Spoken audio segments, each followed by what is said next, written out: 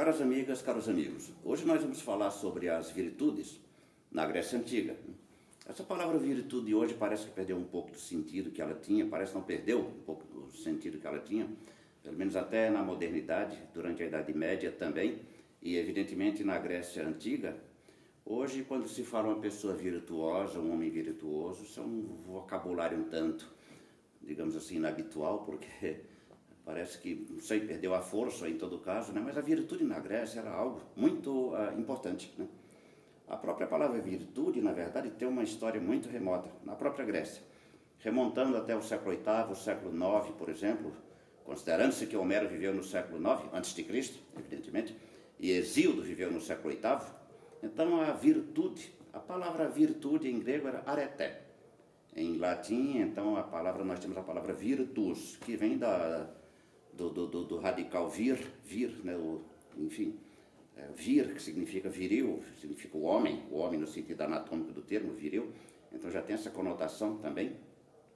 Então, por isso que, tanto em grego como também em latim, a palavra virtude, mas em grego, sobretudo, em grego, a palavra virtude, areté, né? No grego antigo, no século IX, na época de século IX a.C., na época de Homero, e no século VIII a.C., na época do poeta Hesíodo, né? Então a virtude era associada a uma força. Na verdade, a palavra areté em grego significa uma qualidade. Seja a qualidade de um instrumento, seja a qualidade de um animal, no sentido de um animal, por exemplo, vivo, que enfim, cumpre no sentido biológico do termo, que cumpre as suas funções de animal, e tudo aquilo que tem uma capacidade, tudo aquilo que tem uma aptidão. Na verdade, era chamado virtuoso. Quando se empregava, por exemplo, para um instrumento é virtuoso na medida em que ele emite aqueles sons para o qual ele foi feito. Uma cítara que era desafinada, uma flauta que era desafinada, então não era um instrumento virtuoso, né? Então ela tem no começo, digamos assim, essa conotação exatamente de aptidão, de qualidade. Uma aptidão para preencher aquela função que assinala, ou que sinaliza o que justamente a coisa é, né? Muito bem, mas no vocabulário e na concepção dos poetas Homero e Hesíodo, né, a virtus, ou mais exatamente em grego, a areté, significava uma força, mas uma força do corpo, uma força corporal. Então nós vemos aqui já uma espécie de inflexão dessa palavra no sentido agora em que ela se refere mais exatamente aos seres humanos. Uma coisa é um instrumento, uma coisa é um animal, uma coisa, enfim, mas outra coisa é um ser humano. Nós entramos já aqui já no plano moral, já no plano ético, né? Na medida em que o ser humano é um ser humano completo, pelo menos era assim que o mito via, era assim que os poetas viam, na medida em que ele sabe desenvolver a sua força, na medida em que ele sabe, é típico, por exemplo, em Homero, Ulisses é o tipo do herói, é o tipo do virtuoso por excelência, porque ele sabe, na verdade, se desembaraçar de todas as situações por onde ele passa, né? Ele sabe, na verdade, enganar, ele sabe, enfim, ele sabe usar a força física do corpo e também, evidentemente, a habilidade mental, né? No século VIII, com Hesíodo, né, os trabalhos e os dias, a virtude, pelo menos no meu parecer, no meu entender, eu já vejo uma pequena inflexão também nessa questão, na medida em que ela continua significando uma força do corpo, mas mais do que uma força do corpo. Em Hesíodo, que escreveu os Trabalhos e os Dias, escreveu a Teogonia, mas os Trabalhos e os Dias, isso significa aquele trabalho anônimo, cotidiano do camponês, né? E é justamente esse trabalho anônimo, cotidiano, do dia a dia, pelo qual o camponês adquire aquela, digamos assim, aquela prudência, aquela experiência, aquela vivência do dia a dia mesmo, independentemente do fato dele ser culto ou não, né? Então nós vemos aqui já com Hesíodo, a própria palavra areté, a virtude, adquirir, na verdade, esta conotação que aponta não propriamente para uma força do corpo somente, mas também para a questão da experiência. Mas é sobretudo com Platão e depois com Aristóteles que a virtude agora, no sentido propriamente moral do termo, no sentido ético do termo, em Platão, e mais exatamente, Platão introduz a questão das virtudes no Diálogo do Mênon, que é um dos... no Diálogo do Mênon, que é um dos primeiros, digamos assim, os primeiros diálogos chamados socráticos, né, o Mênon, né, aqui que ele introduz a palavra justamente, não propriamente a palavra, mas ele introduz a questão da virtude juntamente com a doutrina da reminiscência. Mas é sobretudo na República, que é um diálogo que se situa mais ou menos no segundo período da produção intelectual dos diálogos de Platão, em que ele vai desenvolver, agora sim, de maneira exaustiva, a questão da virtude. Já começa no primeiro livro, na República, falando da justiça, e é exatamente no quarto livro, mais exatamente a partir de 427e, né, no quarto livro, onde ele realmente começa a sistematizar e analisar as chamadas 4 virtudes cardeais, que não foi Platão que chamou assim. Isso vai ser chamado assim no século IV da Era Cristã, pelo bispo Santo Ambrósio, que viveu no século IV, bispo de Milão. É ele que deu o nome de virtudes cardeais, quais sejam a prudência ou sabedoria, a coragem ou fortaleza, a temperança e a justiça, coroando todas essas virtudes. É interessante notar que Platão começa falando da questão da justiça. E ele termina, lá no livro 4, onde ele faz a sistematização das virtudes, colocando a justiça como que coroando, né, tudo isso. Né?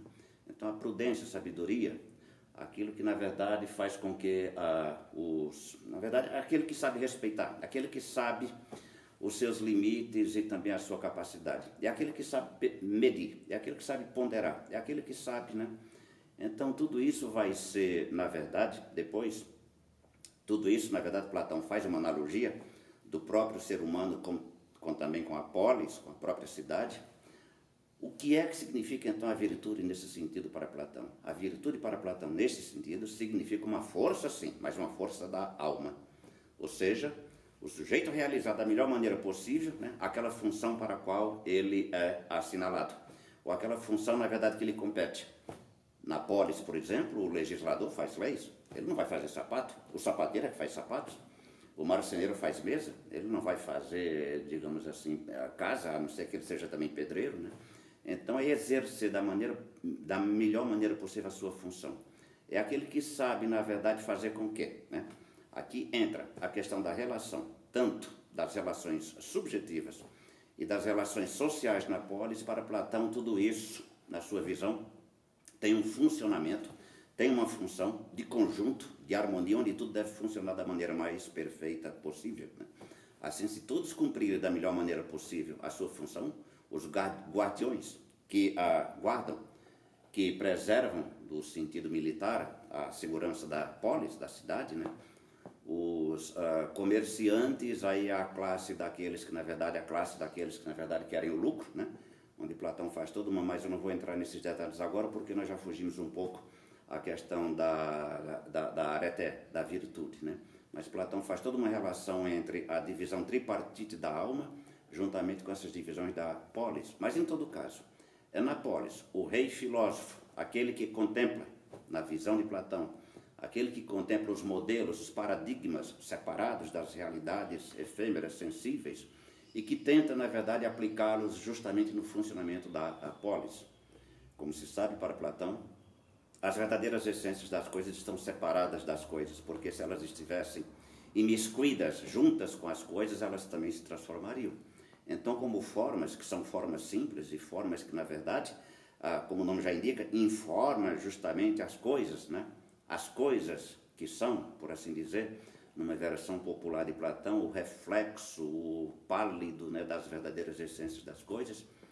Esta questão é uma questão muito complicada em Platão, porque, na verdade, nós entramos na doutrina da chamada participação.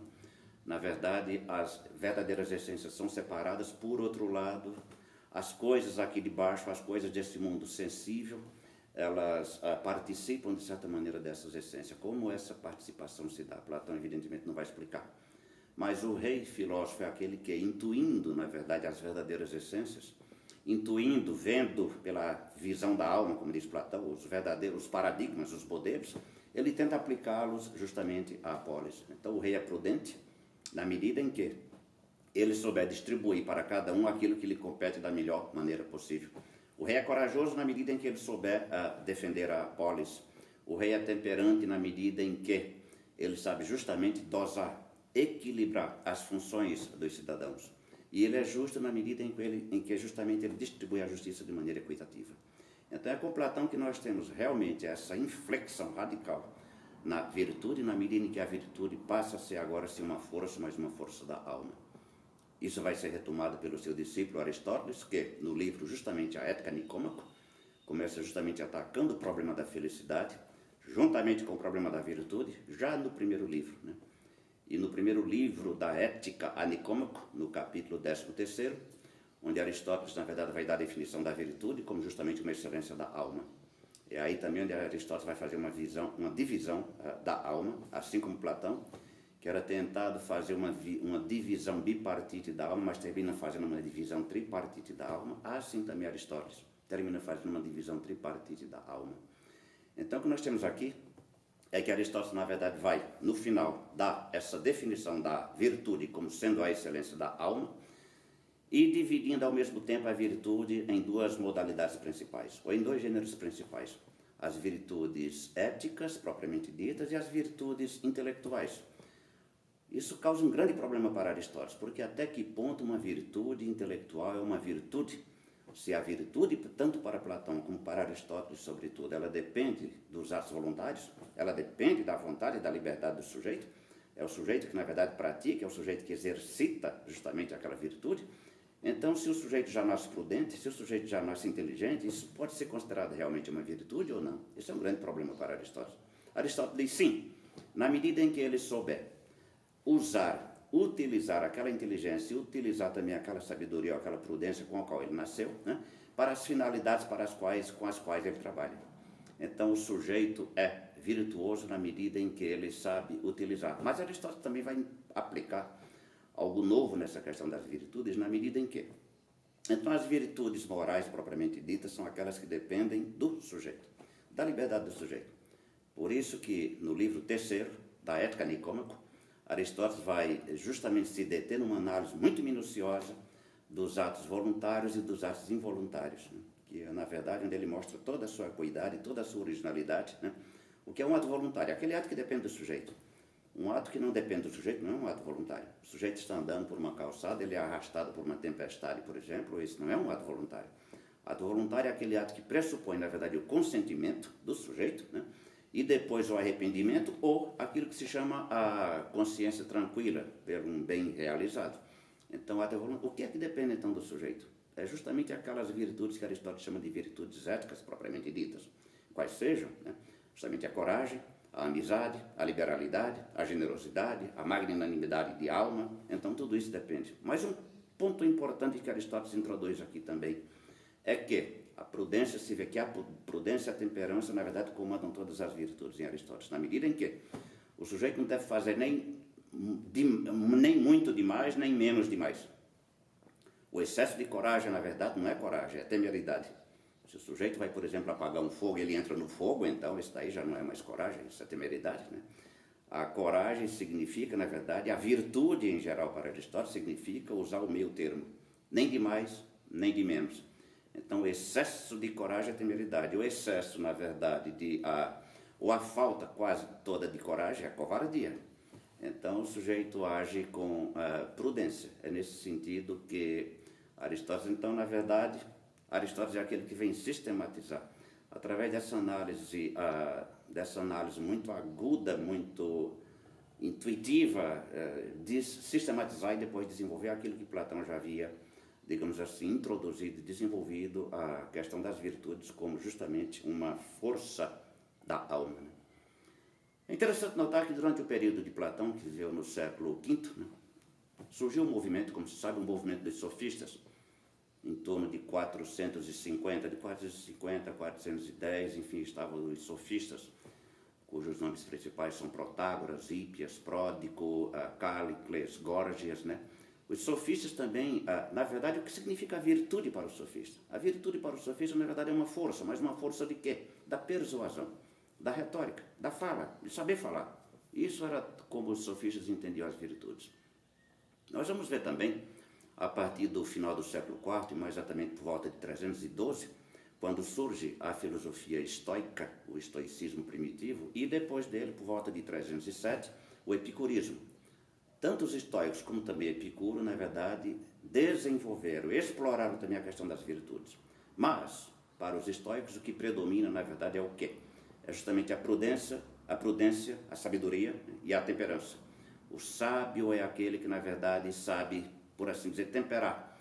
Nem muito prazer, nem muita dor. É aquele que alcança, na verdade, aquilo que os estoicos chamavam por um termo técnico, apatheia, que não é propriamente apatia, como nós entendemos, né? Então, já para Epicuro, então o sábio para o estoico é aquele que sabe, digamos assim, dosar as suas emoções. Já para Epicuro, na verdade, o sábio, a prudência é a virtude por excelência para Epicuro, como aquela que, na verdade, sabe, na verdade, equilibrar os prazeres. É aquela que sabe dar a dosagem exata dos prazeres. Nem muito prazer, não usar dos prazeres, por exemplo, inúteis ou supérfluos, né? É interessante notar que tudo isso vai ser retomado durante a era cristã, durante o período cristão, durante o pensamento cristão medieval. Tanto Santo Agostinho como também Tomás de Aquino vão retomar e desenvolver todas essas questões, evidentemente agora a partir de uma perspectiva cristã, né? Mas aí nós já entramos propriamente na Idade Média e essa questão da virtude vai ser depois também utilizada depois no final da Idade Média, mais exatamente no Renascimento, onde ela passa a significar para Maquiavel, no livro Príncipe de 1513, que foi publicado postumamente em 1531, a virtude passa a significar para Maquiavel o quê? A maneira que tem o príncipe, na verdade, de enganar, de persuadir, de enganar, de prometer e saber persuadir os cidadãos que ele vai governar. Mas aí nós já extrapolamos essa questão. O importante notar é que, na verdade, foi sobretudo no seio da Grécia, foi sobretudo na Grécia clássica, na Grécia do tempo de Homero, de Hesíodo, de Platão, de Aristóteles, e no período da chamada filosofia helenística, com os estoicos e com Epicuro, que a questão da virtude, na verdade, vai ser introduzida, desenvolvida e marcou todo o pensamento moral e ético da Idade Média. Muito obrigado.